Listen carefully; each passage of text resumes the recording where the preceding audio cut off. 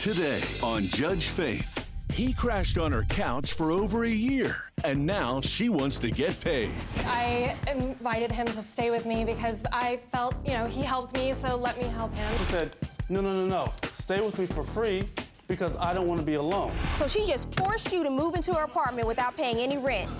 And later, his team got kicked out of the tournament, and now he's calling foul. Mr. Jameson said, y'all out of here. I'm not giving y'all nothing back because y'all played games already. His team was never banned from the league.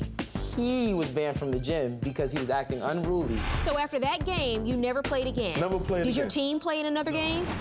Faith Jenkins. Her distinguished legal career began when she graduated first in her law school class. She quickly became a tough New York City prosecutor, and then a preeminent legal analyst on cable news. And now she's the judge in her own courtroom. Her cases are real, and her rulings are final. She is Judge Faith. Plaintiff Mesa says her former friend and roommate stopped paying and then moved out before the lease was up. She's suing for unpaid rent and security deposit. Defendant Christopher Vanderhorst says the plaintiff was possessive and overly attached to him. He claims he paid the rent in cash and doesn't owe anything. Remain seated and come to order. Court is now in session. The Honorable Judge Faith Jenkins presiding. Your Honor, we have Kronhaus versus Vanderhorst. Thank you, Barbara.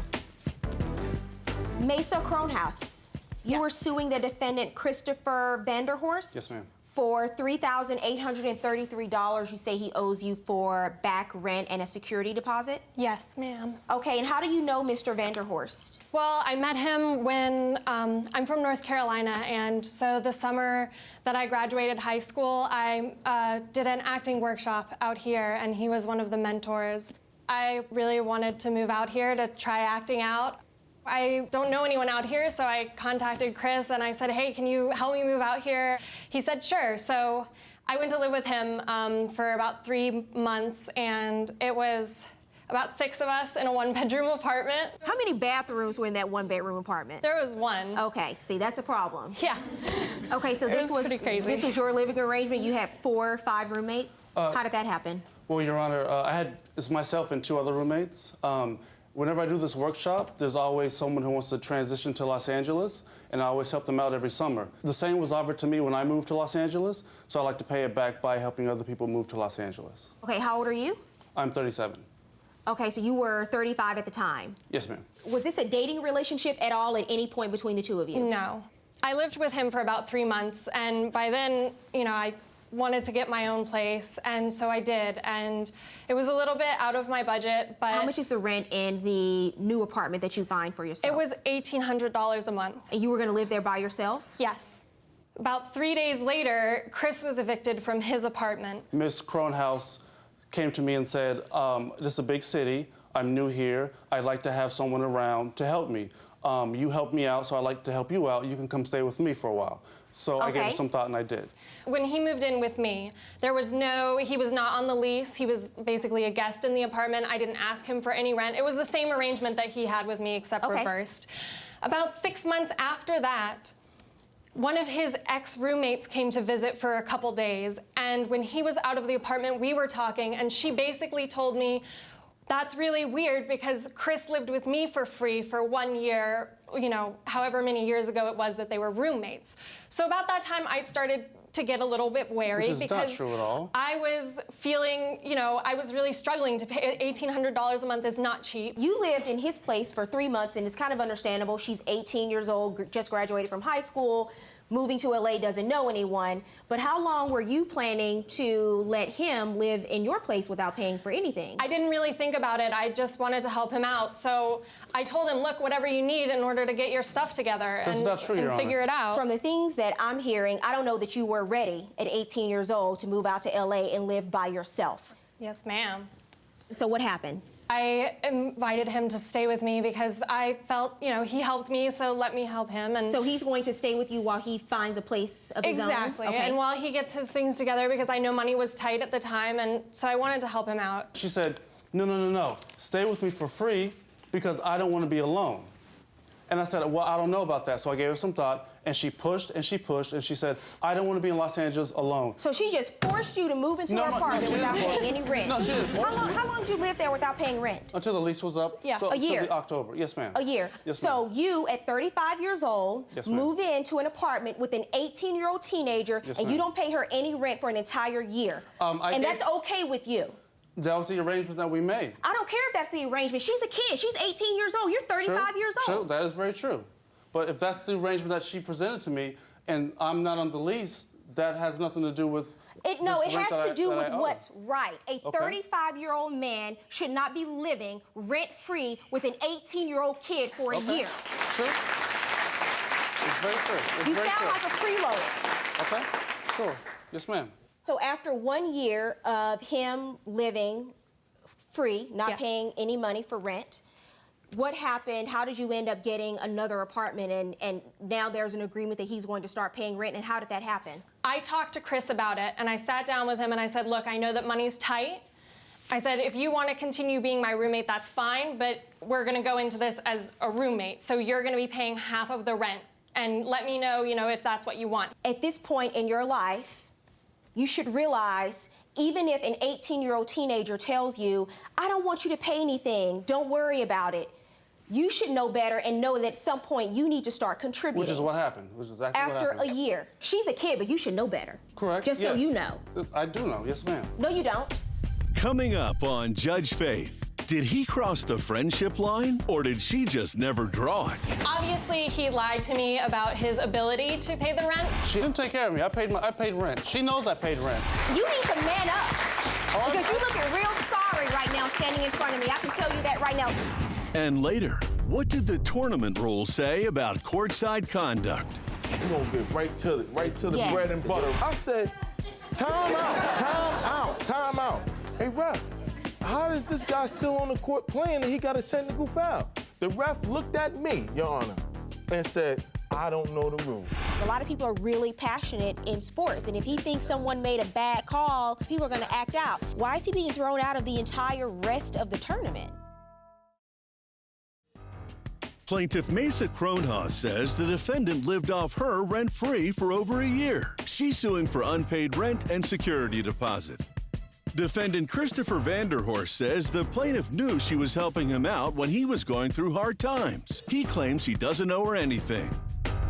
Okay, so tell me, what was his portion of the rent under this lease? His portion of the rent was $500 a month, which isn't even exactly half.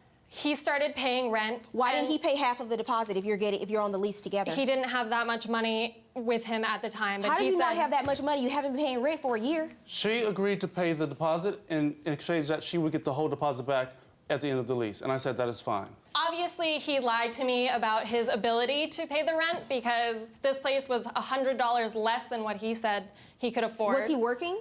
Yes, he paid me $500 a month, but he paid late every time. He would pay in installments, basically, so he'd give me $250 or $300 or whatever. And I said, look, But you're as long suing for as I back get rent. When did he stop paying rent? What's the issue with your lawsuit? He stopped paying rent in February. The last payment I got from him was in February, and that was him catching up on January's rent. And I let it happen because I thought, well, as long as I get the money, fine. As long as I get the money, I'm helping someone out, like, fine. Just for future references, if you want to help someone out, take them to dinner.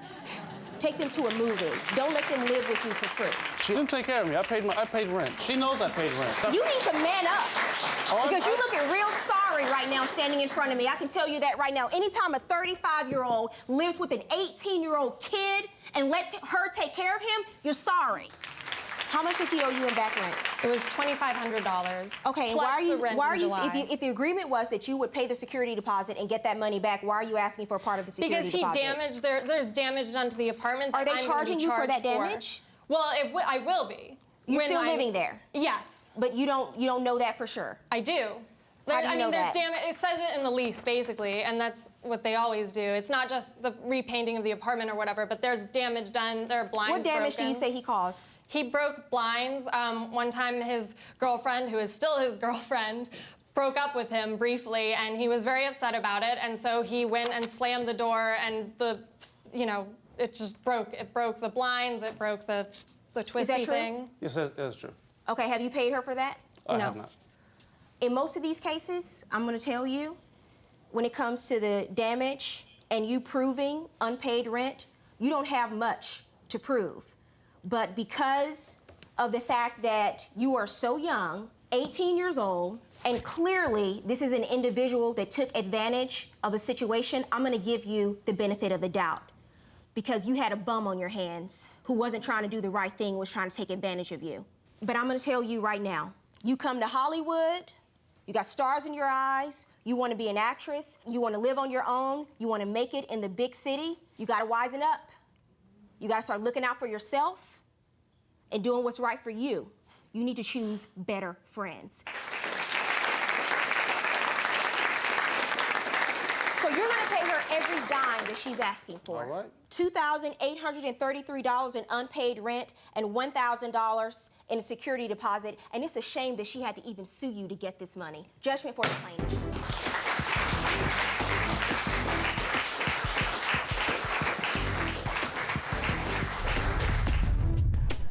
Plaintiff Shermaine Laster says his basketball team was unfairly kicked out of a tournament hosted by his former friend. He's suing for a refund of the tournament fees and other expenses. Defendant Matthew Jameson says he doesn't know anything because his ex-friend was kicked out for unruly behavior when he made a scene over a referee call during a game. Shermaine Laster? Yes, ma'am. You were suing the defendant, Matthew Jameson, for $4,300 for the refund of basketball tournament fees and money paid for shorts, shoes, transportation, and food for players on a team you coached. Yes, ma'am. That was also a part of the defendant's league, basketball league? Yes, ma'am. Okay, so why don't you tell me what happened? How do you know the defendant? Well, I met Mr. Jameson probably about a year ago. Where are you from? I'm from Brooklyn, New York. Okay. And Mr. Jameson, I came into the park where we was playing basketball. He was giving out flyers about his tournament that he was having in the community. And I was interested, so I put a team in there. How did you become involved in setting up these basketball tournaments? It was just an idea that I had with a couple of friends at the time, and I started up a company, and that was our first project. What age group are the people in the tournament that you play in? 18 and up. Okay, and so you're the coach. Yes. Who are these young men? What's your background? What's your relationship with them? Well, I grew up in a troubled area. A lot of these young men, they, in front of buildings, on corners and stuff like that. Right. Because they don't have nothing to do. I think both of you are trying to do something positive in the community, so I applaud both of you for your efforts. And what were the registration fees to play in the tournament? $600 a team. That's for a 10-man team. That's a lie. It was $700. That was the late fee he had because it was after the registration fee.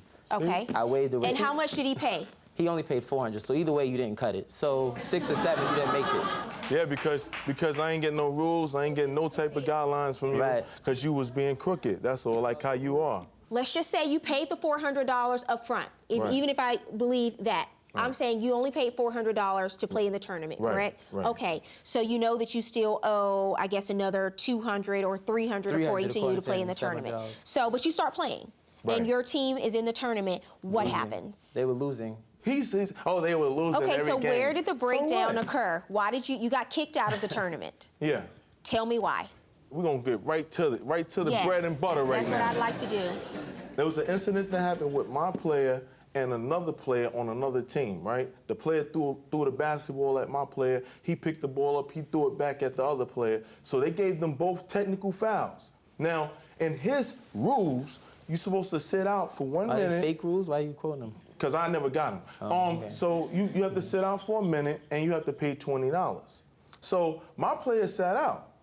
The other player who got the technical foul stayed in the game and hit 2 free throws. This is not true. Mind you, we was down by 20 points. We came back, we was down by 2 points with 47 seconds left. I said, time out, time out, time out. I'm running down the court and I'm telling the referee, I'm saying, hey ref, how is this guy still on the court playing and he got a technical foul? The ref looked at me, Your Honor, and said, I don't know the rules. Mr. Jameson said, y'all out of here. I'm not giving y'all nothing back because y'all played games already. So after that game, you never played again? Never played Did again. your team play in another No. game? Coming up, can these former friends shake hands and make up? The rules say that's to the discretion of the commissioner, which is myself. So you're just judge, jury, and executioner right there on the spot. He's out, he's done for the entire tournament. Plaintiff Shermaine Laster says the defendant never provided him with the tournament rules and his team was unfairly kicked out. He's suing for a refund of fees and other expenses. Defendant Matthew Jameson says he doesn't know anything because the rules were online and the plaintiff broke them with his bad sportsmanship. Please continue. His team was never banned from the league. He was banned from the gym because he was acting unruly. What evidence do you have of him acting unruly? You submitted evidence. Yeah, it's okay. video footage. Every game was filmed, so. Okay, let me see the tantrum was evidence. Let's see the evidence. Just take a look. If you get it done, you gotta come out the game and you have to pay. That's the rule. Ready to hold the game up. So, Your Honor, just to explain the video, he starts screaming and yelling, so then the referees give him a tech. Right, and I can understand a technical foul. I can even understand if you threw him out of the game, but based on that, I mean, a lot of people are really passionate in sports, and if he thinks someone made a bad call, I mean, people are going to act out. That. And so they get technical fouls, they may get thrown out of a game, but why is he being thrown out of the entire rest of the tournament? He was acting way too unruly. He was cursing us out. And like I said, at that point, they weren't even fully paid in the league. What do the rules say about throwing him out for the rest of the entire tournament? The rules say that's to the discretion of the commissioner, which is myself. Okay. So so you're just judge, jury, and executioner right there on the spot. He's out, he's done for the entire tournament. Because this wasn't the first incident of this. This was time after time. After every game, we had a lot of long conversations. Had you been warned previously? No. Okay, and how many games had you played at that point? Think about 4. What game was that? That was 4 out of 6? They played 3. That was 3 out of 6. Yes. So he was halfway through the tournament. Okay. And you're also suing for 12 pairs of sneakers at $225 each.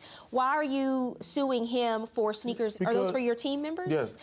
The guys in the community, they're so used to seeing people getting killed in front of them, standing around, not doing anything. You know, and here it is that for me, I used to get in trouble a lot. I probably ran across you about a couple of years, 10, 15 years ago. You know, I mean, I did a lot of bad things. You mean when I was a DA? Yeah. Okay, that wasn't 15 years ago, but okay. I mean, I'm just, I ain't not too long. But yeah, but you know, I did a lot of bad things in my lifetime. They're still wearing the sneakers, right? Right. You didn't take them back. No, I didn't take them back. And you're not going to take the sneakers back and give it to him. You want them to pay for it. Let them have everything that was for the tournament on courtesy of Mr. Jameson, because Mr. Jameson kicked us out the tournament. Okay, so the rules really don't speak to the discretion that you have in terms of throwing out a coach or banning a coach from the league. He was a player, it really Your speaks Honor. to the players. So I know you may not think I know a lot about basketball, but, No, but I do watch the sport and I know the difference between what I see on the video between a coach and a player. So the real question and the bottom line in this case is there a breach of contract? And now, Judge Faith rules. He's saying that he paid you $400 to participate in the tournament, albeit he admits he didn't pay the remainder of the amount, but he paid $400 and he was in the tournament. And at that time, you suspended him from the rest of the games. So the question is, when you did that, does it constitute a breach? Now, as evidence on your side to support your argument, you gave me the tournament bylaws and the rules. And I reviewed those rules, and there's no real provision that speaks to the issue of banning a coach based on bad behavior for the rest of the tournament. So now you're leaving it into my hands to look at the actions and listen to the testimony and determine if this really constituted a breach. So as further evidence, you submitted the video of the plaintiff's behavior and acting up at the game. And I have to tell you, I thought that you were really submitting some kind of smoking gun. When I look at his behavior, I really don't think it's that bad. I've seen worse in the NBA. I think you overreacted when you banned him from the rest of the tournament, and I don't think you should have done that. I think you're the one that breached the contract. Judgment in this case is for the plaintiff. I'm ordering you to pay him $400 and reimburse him the tournament fees. Have a good day.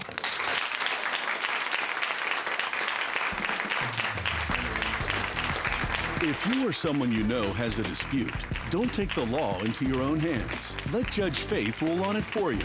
To submit your case, go to judgefaith.com and tell us your story. See you in court.